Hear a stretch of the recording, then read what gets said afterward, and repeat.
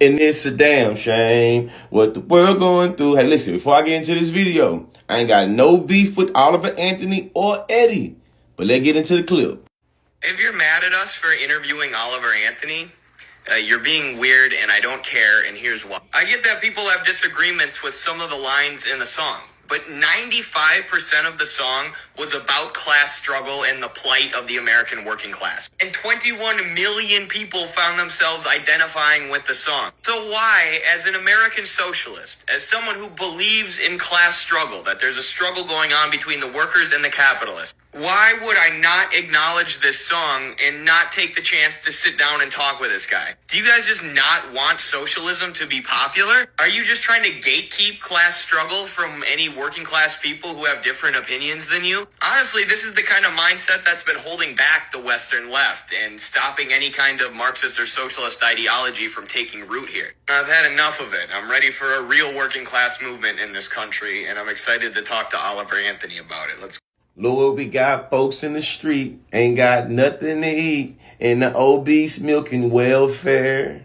Well, God, if you're 5'3" and 300 pounds, taxes ought not to pay for your bags of fudge rounds. And he rhymed fudge rounds with talking about young men putting themselves 6 feet in the ground. You see what I'm saying? So the first place I disagree with Eddie on is not just folks disagree with some lines in the songs. They're acknowledging that he got some fatphobia in his class consciousness. You see what I'm saying? 70 million people in this country live on welfare. So talking about how 21 million people identify with the song, that's not really reaching a threshold for class solidarity. You see what I'm saying? According to Harvard School of Public Health, roughly 2 out of 3 U.S. adults are overweight or obese. You see what I'm saying? So when you think about how we gonna engage in a class movement, how you gonna do that if you alienate damn near 2/3 of Americans? I like the song. You feel me? I listened to it a couple of times. It's about rich folks being able to do what they want to do, but he still was able to figure out a way to chastise poor fat people wanting to eat their fudge rounds. Which takes me to another big disagreement that I'm having with Eddie and, you know what I'm saying, Oliver and how he made the song, right? Class reductionism in Marxist terms involves an oversimplifying complex phenomenon, either by discounting contradictory elements of a totality or by collapsing them into other elements without accounting for their specific characteristics. So when we talk about weight, disability, fat phobia, and class and race and all these intersected things in terms of class struggle, it's all a part of how we reach that class consciousness. You see what I'm saying? Let's even think about the context of it, right? Rich people are able to buy yachts and lobsters with everything they able to get off of taxpayers' backs. You see what I'm saying? Poor people able to buy what? A flat screen TV and some fudge rounds with they taxpayers' dollars they able to get.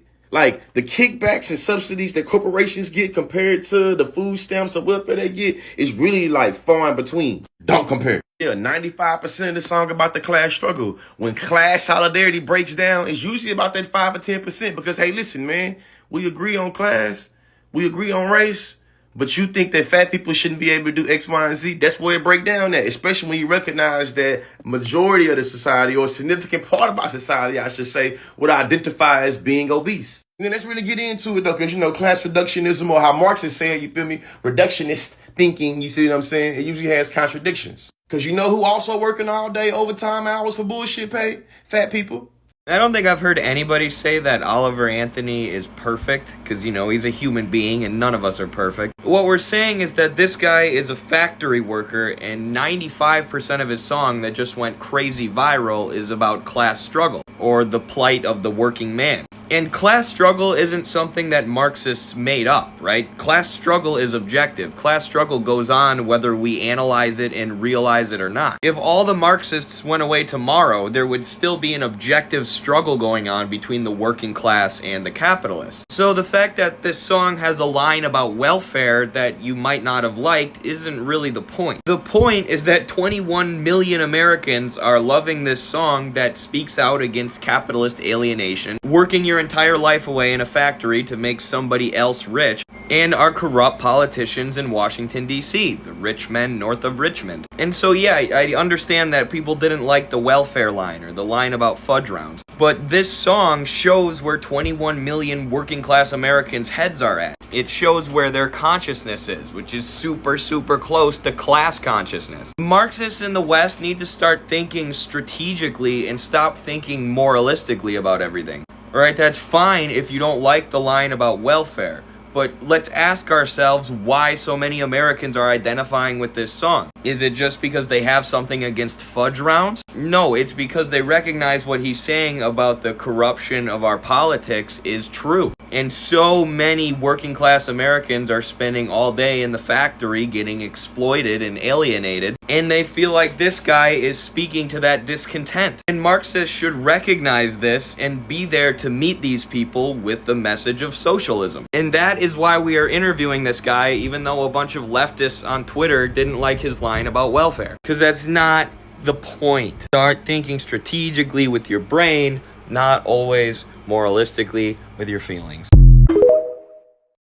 This Oliver guy, he still links to the argument, but I think he's smart and he can be won over. You feel me? This is what he said. He put a picture of the fudge rounds. He said, our government likes to throw money at problems without conceptualizing real solutions that connect to the individuals involved. The lyrics contrast that to that some are left without any and others are only left with the option of living on junk food. Meanwhile, our farming industry has been corporatized and sold out. Food is entirely too expensive, especially in the nation with an abundance of farmland.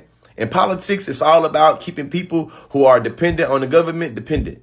Like I said in the beginning, two things can be true. I can agree with Oliver North said in that caption while also acknowledging how he was engaging in fatphobia with a little bit of classism, with a little bit of dogmatism about welfare. You see what I'm saying? Shout out to everybody born and raised on welfare. In conclusion, again, I like the song. You feel me? Sonically, it sounds great. The man voice is real raspy and it's real raw. But once we started evoking class consciousness and Marxism and all that shit or whatever, it ain't gonna, you feel me, make me ignore the way my consciousness set up. You see what I'm saying? So I think all these arguments link and they stick. You feel me? But listen, Eddie, you the homie. You see what I'm saying? I hope this video gives context to why people are so mad and pissed off. It's not about them being weird. It's about them feeling a little certain way about this dude being fatphobic and about how you engaging in class reductionism. Peep game, I get it, bro. I'm an influencer just like you. So if I was able to land me an interview with him, I would interview him as well. But I wouldn't call people weird for getting mad at me interviewing them. You see what I'm saying? I also, in the interview, would kind of press him and ask him some questions specifically about, hey,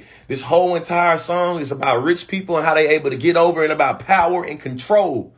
What is the link or the significance in talking about 5'2" people that's 300 pounds in fudge rounds? What's the significance? I would ask them specifically, hey, what are people on welfare role in this corporatizing of the food and the farming industry in the country? And why fudge rounds? The entire song, you only explicitly talk about what taxes ought not pay once, and it's about these old fudge rounds in terms of people being on welfare. You know how many subsidies and kickbacks and bailouts that the government will give on the backs of taxpayers to these corporations that's running these old farms and things like that? A whole bunch. I know in order for us to engage in the class solidarity that we need to have coalitions across the aisles, not only in terms of race and religion, also in terms of body size and sexuality. You see what I'm saying? But in order for us to do that, we have to acknowledge what gets in the way and hinders the coalitions. And things like fatphobia is usually, you know what I'm saying, they'll do it. And education is elevation, and I believe we can teach anybody out of anything as long as they willing. You see what I'm saying? I'll holler at you. Not lie, the last argument. The point he made about gatekeeping the class struggle with people you disagree with, I would say that you and Oliver link more to that argument based off of that little welfare round, 300 pound, that whole little line right there. You see what I'm saying? That right there is more indicative of gatekeeping than what you said. If you hate capitalism that much, then why don't you move to Venezuela? Oh, you messed up, Jordan. I've been waiting for you to slip up and say something dumb on this app, you human embodiment of capitalist greed. See, I was interested in socialism in college, and I had a professor ask me this question: why don't you move to Venezuela? But when I tried to ask questions and get details about what was going on, the only answer I could get was, they're poor because they're socialist. And I was like, well, that makes no sense, so I guess I'll write my senior thesis on it. And what I found in my research, Mr. Belfort, turned me into a socialist for life. Western capitalists like you sucked the oil out of Venezuela for years until that's what their economy was dependent on. And when the Socialist Party won election, they kicked these Western multinationals out and reinvested a lot of that oil revenue in social programs. This decreased poverty by 25%, illiteracy by 49%, homelessness. So the U.S. put 160 sanctions on them and surrounded the country with our military so we can steal anything they try and trade. So you see, Jordan, Venezuela didn't fail. They're being strangled to enrich losers like you. You move. I'm not sure who need to hear this, but Marxist does not corner the market on socialism and communism. In fact, he's indebted to a lot of African societies that has already been putting those socialist communist ideas in practice. I'll explain. But I'm about to read to y'all comes out the Africana Paradigm and Capital, the Debts of Karl Marx to African Descent. Yeah, you heard that right. The Debts of Karl Marx to People of African Descent.